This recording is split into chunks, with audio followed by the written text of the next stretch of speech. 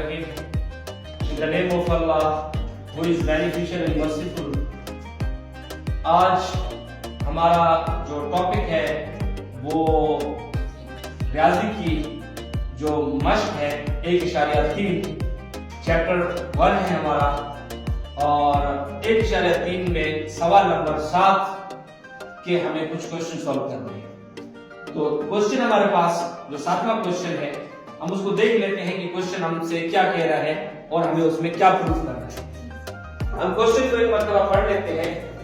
इस क्वेश्चन में हम देखते हैं कि क्वेश्चन हमसे पूछ क्या रहा है। यहाँ पे सवाल नंबर 7 है और ये कह रहा है कि अगर u, अब यानी इसको पढ़ते कैसे हैं, इस सेट को कहा जाता है तरकीब सेट सास। इस सेट को पढ़ा कैसे जाता है, मैं कहता हूं कि u तमाम x का सेट है जबकि x ताल्लुक रखता है सही आदत से। इंग्लिश में इसको क्या कहा जाता है, सही आदत को इसको इंटीजर्स कहा जाता है। तो u ताल्लुक रखता है यानी u तमाम x का सेट है जबकि u ताल्लुक रखता है सही आदत से, या इंग्लिश में हम इसको कहेंगे इंटीजर्स। अच्छा, अब सेट ए को इसने लिखा है कि तमाम मुस्बत सही आदात का सेट। अच्छा, आपको पता है कि सही आदात 2 किस्म के होते हैं। कौन कौन से होते हैं हमारे पास सही आदात? मनफी सही आदात और मनफी सही आदात और मुस्बत सही आदात। यहाँ पे सेट ए को लिखा है कि तमाम मुस्बत सही आदात का सेट। तो अभी आपको पता चलेगा कि आप लोगों को पता है कि मुझे क्या लिखना है वहां, ठीक है। और मनफी सही आदात का सेट यानी अब उस सही आदात में से जो मनफी वाला हिस्सा होगा वो सेट बी बन गया, और ए के अंदर जो मुस्बत वाला है वो सारा आ गया, ठीक है। मालूम क्या करना है, जबकि साबित करें कि A complement union B complement बराबर है यू के, यानी इस सवाल का यूनिवर्सल सेट, इस सवाल का यूनिवर्सल सेट को किससे जाहिर कर रहे हैं, इस सवाल के लिए। हर सवाल के लिए एग्जामिनर आपको यूनिवर्सल सेट अलग देगा, तो इसका यूनिवर्सल सेट क्या है, ये है, यानी तमाम सही आदात का सेट यूनिवर्सल सेट कहलाएगा।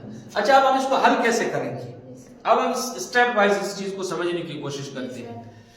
जिस तरीके से हमें पता है कि ये तरकीब सेट साज की हालत में यू हमारे पास जो यूनिवर्सल सेट है वो लिखा हुआ है, हम पहले इसको किसकी तरफ ले जाएंगे, किस सेट में लिखेंगे इसको,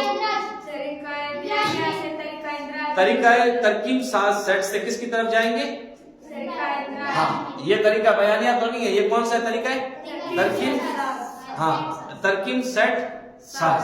तरकीब सेट साज से हमें किसकी तरफ जाना है, तरीका इंदिराज की तरफ, क्योंकि हमारा जितना भी क्वेश्चन को हल होना है वो तरीका किस में होता है, इंदिराज में होता है। अच्छा, फिर हमने यहाँ पे एक नोट लिखा है कि सबसे पहले हम सेट यू को तरीका तरकीब सेट साज से तरीका इंदिराज में लिखेंगे। तो इसको किस तरीके से लिखेंगे, तरीका जो है तरकीब सेट साज तो आपके सामने है, और इसमें आपने मुझे बताया कि ये कौन सा सेट है, ये इंटीजर्स है। तो इंटीजर आपको पता है ये कहां से शुरू होता है, 0 से शुरू होता है, और मनफी वाले आदात इसमें आ जाते हैं और जमा वाले भी आते हैं, और ये ला मुतनाई जा रहे होते हैं अगर वो हमें बताए नहीं कि हमें कहाँ रुकना है, ठीक हो गया। अच्छा, दूसरा फिर हमें सेट ए और बी को भी क्या करना है, तरीका बयानिया से किसकी तरफ लिखना है, तरीका इंदिराज में। वो तरीका बयानिया में थे, उधर क्या हो गया, तरीका इंदिराज में। अब हम इस सवाल को क्या करते हैं, हल करते हैं। सेट यू हमारे पास है, सेट बी हमारे पास आ गया और सेट ए हमारे पास आ गया। अब हमें मालूम क्या करना है, ए डैश यूनियन बी डैश। तो यहां पे लेफ्ट हैंड साइड और राइट हैंड साइड मेरे पास गिवन है, तो पहले मैं लेफ्ट को सोल्व करूंगा फिर राइट को। अभी लेफ्ट के अंदर मेरे पास ए कंप्लीमेंट है, यूनियन बी कंप्लीमेंट है, तो सबसे पहले तो मुझे ए कंप्लीमेंट को मालूम करना पड़ेगा कि ए कंप्लीमेंट क्या होता है, फिर बी कंप्लीमेंट को मालूम करना पड़ेगा, फिर उन दोनों का मैं यूनियन निकालूंगा, फिर मैं देखूंगा कि ये इस सवाल का जो यूनिवर्सल सेट है इसके बराबर है या नहीं है। चले फिर हम इसको देख लेते हैं कि ए कॉम्प्लीमेंट मालूम करने का तरीका क्या है। अगर ए के ऊपर कॉम्प्लीमेंट आ जाए या जिसको आम अल्फाज में डैश भी कहा जाता है, तो अगर ए कॉम्प्लीमेंट आ जाए तो ये ए कॉम्प्लीमेंट का मतलब क्या होता है? इसका मतलब क्या होता है? इसका मतलब होता है u माइनस ए। इस सवाल का जो यूनिवर्सल सेट होगा उससे आप ए को क्या कर दोगे? माइनस कर दोगे। और बी कॉम्प्लीमेंट का मतलब क्या हुआ कि इस सेट के अंदर जो यूनिवर्सल सेट गिवन है उससे मैं बी को क्या कर दूंगा? मनफी कर दूंगा। चलिए फिर हम इसको अप्लाई करते हैं।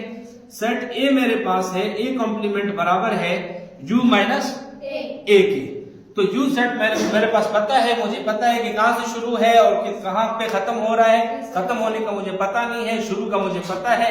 0 से शुरू है, मनफी के आदात भी है, जमा के आदात भी है। और इसके अंदर ए को हमें नफी करना है। सेट ए को मैंने मनफी के बाद लिख दिया। तो इसका मतलब क्या हुआ? मैं u से ए को क्या कर दूंगा?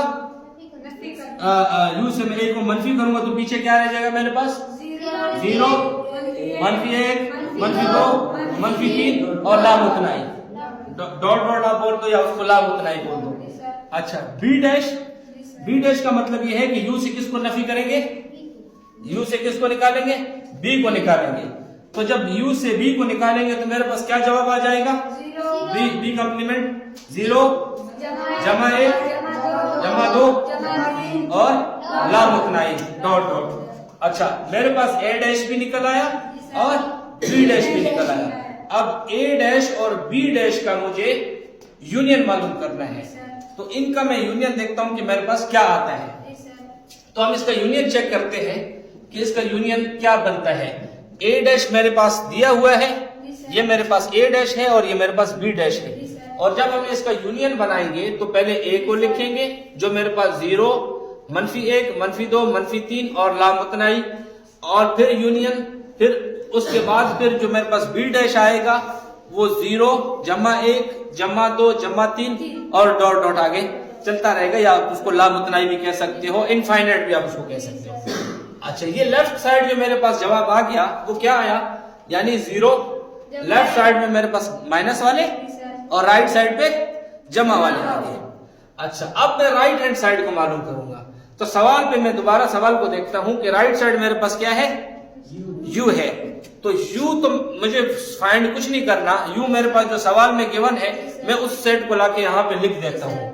तो कंप्लीट u जब मैं यहाँ पे लिखता हूँ तो इसमें भी जमा वाले आदात भी आ गए और मनफी वाले आदात भी आ गए और उसमें 0 भी आ गया। तो राइट हैंड साइड और लेफ्ट हैंड साइड दिखने में मुझे एक जैसे लग रहे हैं, इनमें कोई फर्क भी मुझे नहीं नजर आ रहा। तो मैं कह सकता हूं कि लेफ्ट हैंड साइड बराबर है किसके? राइट हैंड साइड के। तो उसके बाद मैं लिखूंगा a complement union b complement is equal to u। तो साबित हो गया। Thank you for listening.